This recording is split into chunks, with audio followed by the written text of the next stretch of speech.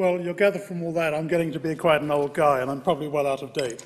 But because I guess my first time I went to sea, some of you weren't born. But first of all, big thank you to Ed and to Fran for inviting me. I have to say that I'm not part of your organisation. When they asked me to give a keynote speech for Fresh, I didn't know what it was, so I looked it up, and I realised it involved sex, so I said, you can count me in. But actually, during the early parts of my career, I didn't really take too much interest in gonads. Now, it's true in 1970, part of the induction process at Lowestoft was to send young people to sea, regardless of their skill set. And so I found myself cutting up dab and place gonads and peering into them and saying 5 or 6 or whatever you do in stages. But the numbers I produced, I'm pretty sure, were random. And indeed, I've never been very confident in doing gonad stages. So if you ever come across any which I've produced, don't believe them. So I could see that it was useful to know where fish spawned, but I couldn't see much point beyond that at that time. Now, subsequently, I have obviously learned that this is a very key part of fisheries biology and fisheries management, and we have to take it seriously. But nevertheless, I'm not part of your group, if you like. It's not really my skill set we're talking to, but rather I'm someone who's here to understand what you're doing, to talk a bit to it from the outside, and if you like, peer through the keyhole of what you're doing and hope that I can understand better what you are doing, see how I can apply it to my own work and see how it can be applied to the wider fields of fisheries management, but also equally important to biology and to ecosystems management. And indeed, about halfway through, I'm going to depart from the text of my abstract, I always do, and talk about what interests me rather than what I thought I ought to talk about when I was writing the abstract. So I'm going to be here to try and understand what you're doing, trying to get what Fresh is all about, and I'm going to be asking stupid questions, some so stupid you won't believe it. But I guess you all will as well, and I always say to my students, very stupid questions, the one you don't ask, so ask away. The other thing I ought to say is that there's one thing I'm really famous for, and that's being the worst English speaker of English that there is. So if you don't understand, just shout, please. Just say you're mumbling or you're being incoherent, John, and I'll try to do better. Now, when I first started taking a serious interest in gonads was in the early mackerel egg surveys. Now, they were started, if my memory serves, and I'm working from memory here, in the late 1970s. And the very first one was largely conducted from Surulana, our research ship at the time. Trying to find the mouse. But at that time, the distribution was somewhat further south than it is these days. But if you recall, mackerel eggs spawned from, if my memory serves, from about March up until about July. And they spawn over an extensive area. So you need a research vessel to be at sea for 3 or 4 weeks to cover the ground. And you need to do that to cover the whole egg distribution over the whole spawning period. You need to do it for about 4 or 5 months. So you're talking of 4 or 5 research vessel cruises at least. So it's a very, very expensive business. Of course, when you've got those estimates of numbers of eggs, you can turn them then into estimates of the spawning stock biomass of the female fish by dividing by the numbers of eggs per kilogram of the spawning females. I'm sure you do something far more sophisticated than that these days, but that's how it was done. Now, I was dragged into it not because I was an egg person or a gonad person, but because I was a mathematician. And I was asked to try to put error estimates on this by Dr. Cushing, because, as typically in those days, there was a big spat about how to interpret it between Lowestoft and where else but Aberdeen.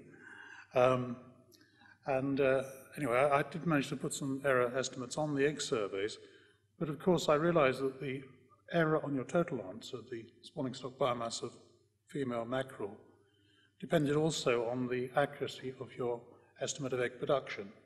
And I realized that that wasn't very good, and that was contributing quite a bit of the error as well.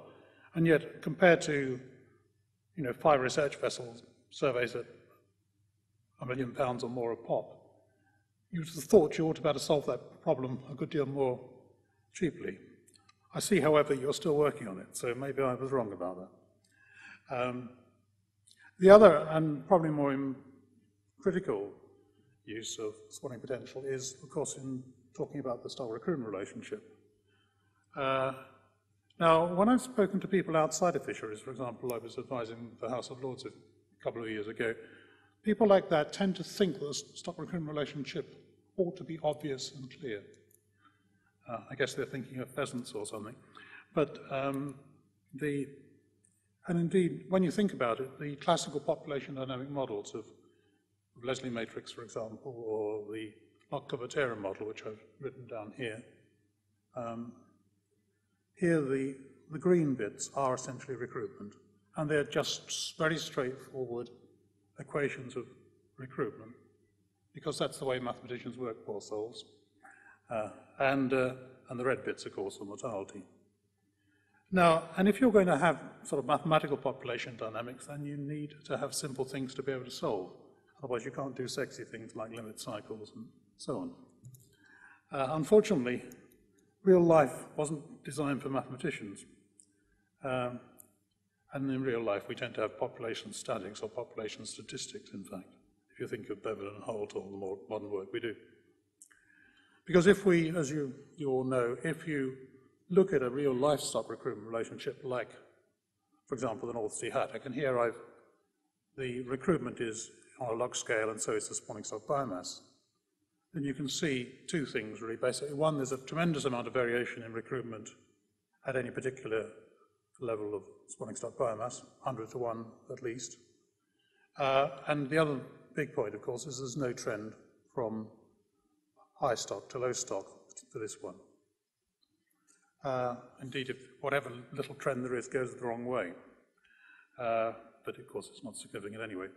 Now, of course, it's true that we don't estimate either recruitment or spawning stock biomass themselves very well.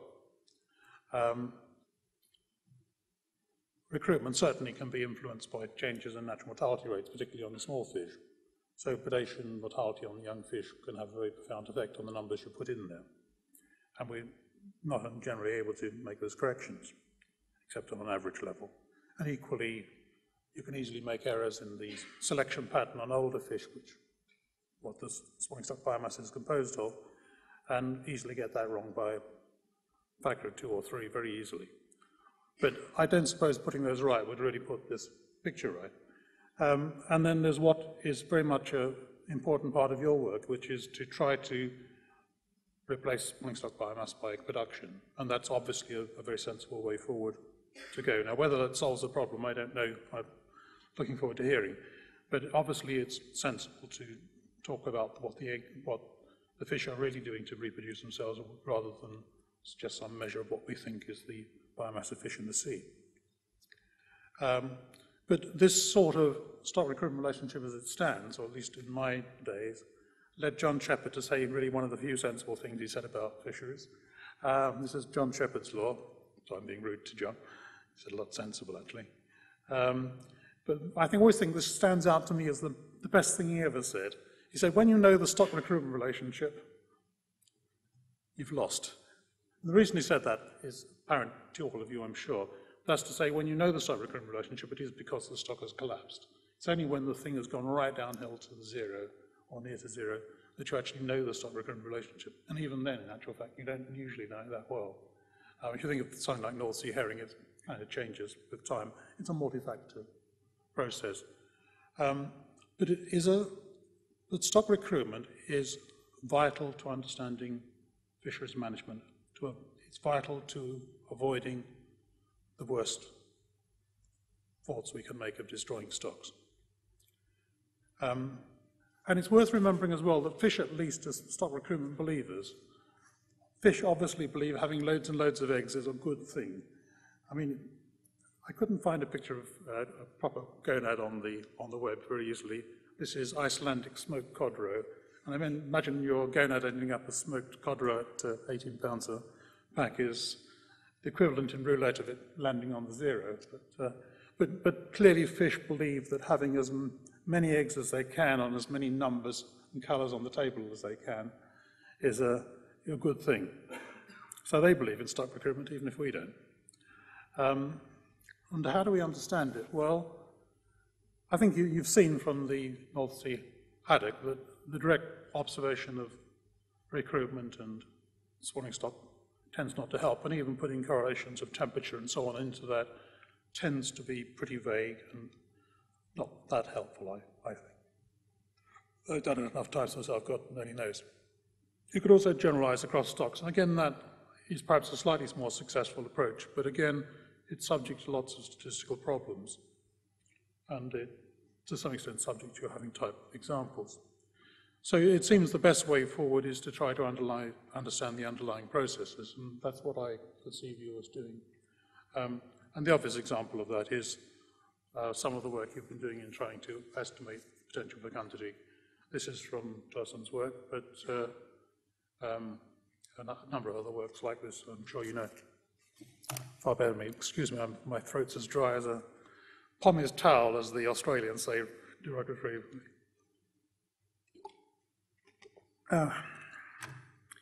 Now, what you're seeing here, if you probably just concentrate on the middle column, in the upper panel, it's, let's say this is from Torsten's work, you see that the power of length on potential fecundity is much greater than 3. So as fish get bigger, the number of eggs go up at a far greater rate than the power of 3 isometric growth would lead you to. Now, and you can see, particularly for Icelandic waters, they're very high, over 4. So that instead of, for example, if you double the fish length, instead of the number of eggs going up 8-fold, if you double the length, which you would under isometric growth, they go up by 13 or 21 even in Iceland in the middle column. And if you look at the end column on the maximum, as much as 44. Now, some of those might be sort of statistical funnies, but nevertheless, there's two things to see. Is one, that big fish are better than, big old fish are better than brash young fish, and this is something which gives me great encouragement, I must say. But also, as I get older, but the other point is it does vary from year to year, so understanding it on a year-to-year basis is also important, as well as understanding this size thing. The other thing I do wonder about, and it's a question I'd put to you, is this higher power something which has always been there? Have big fish always been better than small fish, or is this something which is a response to there being more food as we fish stocks down? Was it 3 when all the deep-minded and Ragnarheri Greeks settled Iceland, for example? Was that power 3 or 4? That's an interesting question, I think. How does this respond to changes in food? Now, this is the point where I stop being good and following my abstractive and following what I think is the theme of the thing and start talking about what I'm really interested in, but which I think you'll agree that actual understanding how spawning goes is absolutely critical to what we do. Now, I've been involved in making, in the last 10 years or so, I've been involved in trying to make very, very simple-minded ecosystem models based on various traits, particularly really one-trait models on L infinity. And you can do that because there are links between L infinity and K and natural mortality and so on. And these are called usually life history strategy effects. And they go back to Bevan and Holt, in fact, who linked the K of the von Bertalanffy equation to natural mortality. Rick Charnoff's had a lot to do with understanding and pushing this approach. And this was some more recent work from Charnoff and Galuli. And here they're using the erroneous equation to link things like natural mortality to both temperature, that's the x to the minus e over kt. Don't ask me to remind myself what those e's and k's are. And m to the alpha is the mass at first spawning. And so it's saying that natural mortality, if temperature goes down, natural mortality goes down. If you spawn at a bigger size and also incidentally have pretty much also have to have a bigger L infinity, then it also goes down, at least on the big sizes, this is saying. More in your bailiwick is that the age of first maturity is affected in the in similar but opposite ways. So the age of first maturity goes up in cold temperatures, and it goes up, pretty obviously, if you have a high mass when you start spawning. But most importantly from you is the final one, which is the spawning proportion. Here he's talking, or they're talking about just a constant proportion of your body mass going out to spawn, isometric spawning, if you like. And that's saying that that should go down as temperature goes down, not linearly, but lower in cooler areas, and it should go down for bigger fish, or fish which spawn of the bigger size. Now, I'd like to use relationships like these, and therefore it's interesting to see whether they actually hold up in practice. And first of all, we've seen that from the Torsten slide that, in fact, the constant spawning proportion doesn't hold up as such.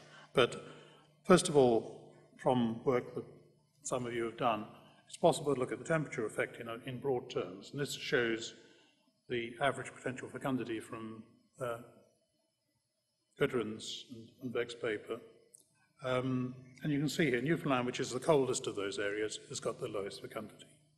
It goes up on the Arctic Norwegian cod and at Iceland. But actually, in this particular case, it goes down in the North Sea. Now, is that because in the North Sea you're getting towards the southern end of the range of cod? Or is it because the data are all from Niels Dahn? I should say, by the way, that Niels Dahn and Jake Rice and Henrik Islason are really co-workers on this whole area with me. And Henrik, particularly, I've stolen some of his slides, unbeknownst to him, so anyway, but I'm sure he won't mind. It's too late now anyway. But some more recent work, again, this is the Torsten paper, you can see there that the estimated potential fecundity goes up from the cooler Barents Sea and Iceland areas to more in the North Sea and the Irish Sea, and indeed it goes up more than the Charnoff relationship would suggest. Roughly speaking, with that relationship, you might expect something like a doubling of fecundity from Grand Bank, say, at about 0.5 degrees, to say the North Sea or the Irish Sea around about 8.5. In fact, it does that from Iceland, which isn't, or the Barents Sea, which isn't so cold. So in actual fact, that relationship is even stronger than they predict. But the other thing that I find rather amazing is if you look at the height of the 90 centimetre fish here, right, this one for, say, the Irish Sea, you can see these aren't, I mean, you can look at the number of eggs they're producing. Fecundity millions, nearly 10 million eggs. I mean, these aren't fish, they're sex maniacs, let's face it. And if cod are producing this amount, what on earth do small fish have to produce if they're going to produce, relatively speaking, more? And that's the theme of a lot of what I'm talking about. Now, despite producing those numbers, on average, replacement requires that you have the persistence of a fish community. All the species in the community have to replace themselves on a spawner by spawner basis. In other words, one spawner has to produce another spawner on average. And that has to be not just for cod, but it has to be for all the other species as well. And the models I was making was to try to explore that question. I can't see my watch very well, but you'll tell me if I'm running out. Now, the first attempt I made of that was in 2006 with my co-workers. They're the et al., Jake and Henrik and Niels. And there was a similar paper by Hall et al. As well in the same year. Ours was for the North Sea, theirs for George's Bank. Now, what we found, and this was a real surprise to us, that in order to get all species to persist, we had to put a heavy tax on big fish. In my case, it was minus 3.5 at infinity. Now, actually, when you think about it, that's pretty much just the difference in size of a spawning cod to a spawning Norway pout, for example. So it's, if you're going from a small fish to a big fish, obviously your mass goes up, so something like L infinity cubed, L infinity cubed or a bit more, particularly bearing in mind that the older fish may have several chances to spawn, which the smaller fish probably doesn't. But as I say, to make the models work, we had to jimmy the model by putting in this fudge factor of 3.5. And the curious thing, we started saying to ourselves, well, if a Norway pout can get by with, 500 or whatever less eggs than a cod is, what is the trick they're using? How on earth can they do it? And I'll come to that, back to that. For the moment, first of all, just look at the empirical evidence. This is from Denny et al. In 2002. And what it shows is that small fish, this is L infinity along, well, L max along the bottom, essentially L infinity, that small fish on the whole produce the maximum number of recruits per kilogram, which is far higher than for the bigger fish. It's something like 3 orders of magnitude.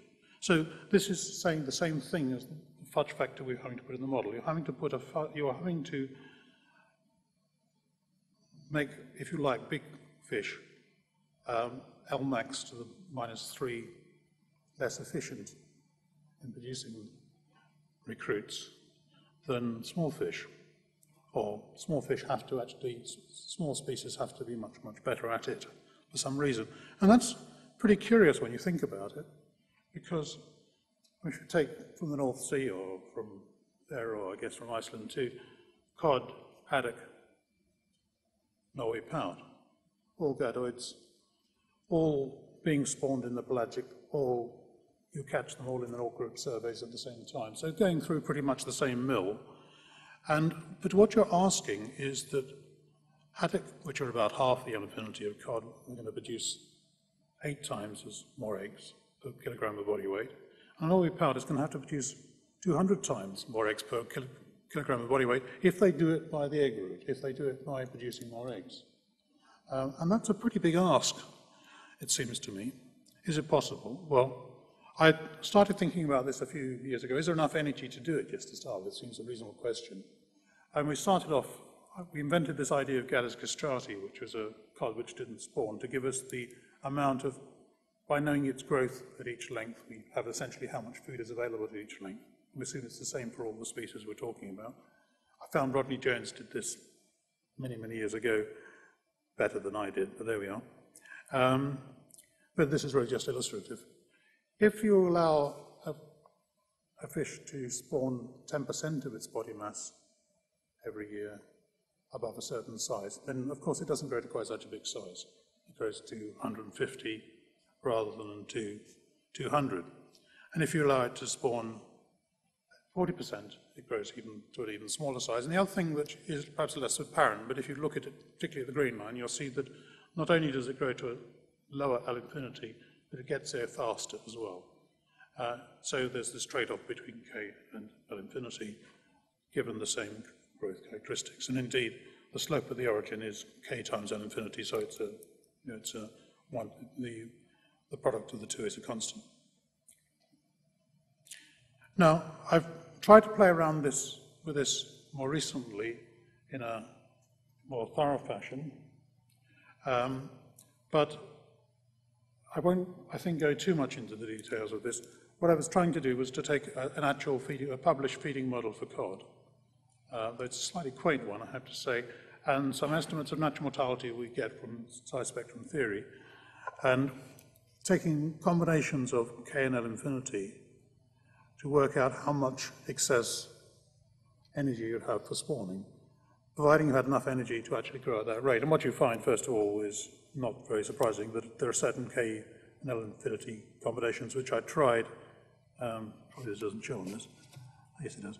There are. I looked at combinations in this other part of the upper part of the triangle, but those aren't viable because you just don't have enough to grow, and you get this log-log relationship between K and L infinity. But what's more interesting to you and to me is the actual slope along that ridge, because basically being off that ridge, you can see it's a pretty big scale here in a log term. So you don't have to be far off that ridge before. It's probably not a viable combination. So the slope along that ridge, which is some trade-off between K and L infinity, which we can express in L infinity, expresses what you might get in the way of spawning output for recruit, bearing in mind that you're dying as you're getting older and so on, so that you're having some natural mortality rates. Now, I think ignore the blue one entirely. Concentrate to start with on the pink one. Oops, come back. So I'm finding the mouse rather difficult here. So that's my best shot at the North Sea. And you can see it goes down from about 10 grams actually of spawning product per individual down to about, what, 5 or so at 200. It's a log scale. And so you're getting something which is quite close to similar sorts of amount of spawning product for different sized fish, which would suggest to you that if survival subsequently from egg through the system was the same, then you might get coexistence. So the energy is there to do it, it seems. The upper line, the green line, I tried making the same calculations but halving the natural mortality I had, which I thought was a bit on the heavy side, and that in fact comes out very close to equality over quite a wide range of sizes. So yes, it is possible, but of course what it means is that if you go down that route of producing more eggs by small fish relative to a kilogram, relative to large fish, then you're going to have to, well, you could do it obviously if you ate and you spawned and you ate and you spawned in a continuous way, because then you wouldn't have to carry your gonad around with you. If you have to carry a gonad from one season to the next, then if you believe in the transmigration of souls, then don't come back as a lady nor be proud, because you have a distended stomach. Because the problem is all these species are living in seasonal environments. This is a cartoon of a model that John Shepard and myself produced some years ago. It's called Surfing on Size Spectra. Basically, you have small, very small things, plankton to the right of the picture, the high parts of the wave, and big species to the left on the low part of the wave where the monster is, and time is coming towards you, and that's 2 years' worth. It's von Mises distribution for the mathematicians among you, but don't worry about that. This is probably a bit clearer. But the point is, of course, is that for many species, what you would have to do is you would have to build up your gonad material, or the material you might use for your gonad, on one wave. And bearing in mind that wave is getting later for the bigger species, your only option is to spawn into the next wave. Or at least there may be other options. There may be cunning ways, for example, being an autumn spawner and so on. So there may be cunning ways around that, but basically it means that you're going to have to carry your gonad building materials for some while. So is there some other way of getting replacement? Because it seems to me that while a big gonad is obviously good for reproduction, it's difficult to see it's much good for anything else. And indeed, you'd have thought it would have made you a tempting target for predators. It would have damped down your performance, so on and so on. So there seems at least a question, is there some other way? And Henrik thought about this and came up with what looks like another alternative answer. Bear in mind that we're looking for replacement for all the species and ecosystem. What he showed was that actual natural mortality, well, first of all, he made a model asking if you changed natural mortality so that it had a component which was due to L infinity, as well as a component just due to size, then you could actually get the numbers, or the actual spawning stock biomass per individual more or less to balance out through the equations. And what this meant, in fact, is the L infinity term is a negative one. So basically, if you have a big L infinity, then you have, is that right? You have, no, it's the other way around. But if you have a big L infinity, then you have a higher M2 for a particular size. So that was what he came up with theoretically. And we published this all together, and as we always do with our works, in Gibbs and Pope and Rice and Dan, which came out a couple of years ago now. I'm sorry, I can't remember the year. And then what he did, which was, I thought, very smart, was he went back to the multi-species working group work, where we originally got together, and where estimates of natural mortality were based on feeding studies. So they were extrapolated from feeding studies through VPA-type techniques. And what he found there was, when he went back, and there it was, the sand eels have a lower natural mortality at size than, for example, a cod does. So basically, what it seems in the North Sea, that on the whole, small fish perhaps go through a mortality reduction approach to getting equality rather than a produce more eggs approach. Now, in actual fact, both of those approaches are, if you like, two pure strategies, and my guess is that different animals play those strategies in mixed strategies. And indeed, I think, if I remember with Henrik's stuff, you probably have to have a mixed strategy to enable the very smallest fish to get through the system. In other words, they have to do a bit of gonad maximization as well. But basically, you can do it two ways. If you live in the tropical system, you can put out eggs continually, perhaps, assuming it's not very seasonal. If you live in a very seasonal system like the Barents Sea, you probably have to think more along the natural mortality minimization route. And you can see in things like sand deer, which buried themselves in the sand for half the year, that they're doing just that. They're getting out of the way. They're trying to get out of the way of natural mortality.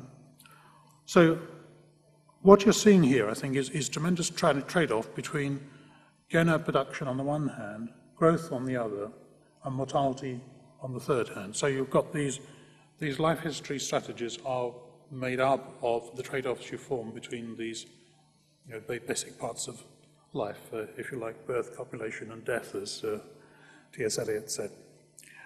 So I've got some conclusions, or seem to me pretty much statements of the bleeding, blinding, the obvious, actually. Quite John Cleese.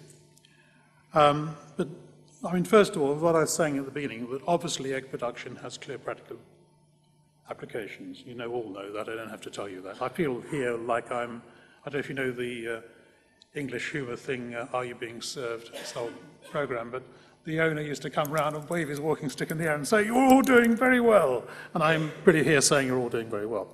And the other point, which you also know far better than me, is that spawning stock biomass may not describe spawning potential at all well. But the point I'm really trying to make, and which is the bit which excites me, and I'm longing to hear more about this, because as I say, I'm not an expert in your field, is it seems spawning potential, growth, and mortality are all wrapped together with strong trade-offs between them. And so understanding, comparing the spawning potential of species is a vital component of understanding the ecology of fish. It's not just some little add-on, it's something which is absolutely vital, and which will tell us an awful lot of how fish coexist. And knowing how fish coexist in the ecology work seems to me to have obvious knock-ons to how we manage them, and so it has practical applications to fisheries management. So that I guess is my main take-home message to you. A very simple one, and I'm sure you've thought of it yourself, but sometimes it's nice to hear it from somebody else as well. But I think what that means is that you can all unashamedly worship at the temple of the goddess of fecundity. This is the Stone Age carving of a goddess, which got me into trouble once at ICES. And that's all, folks.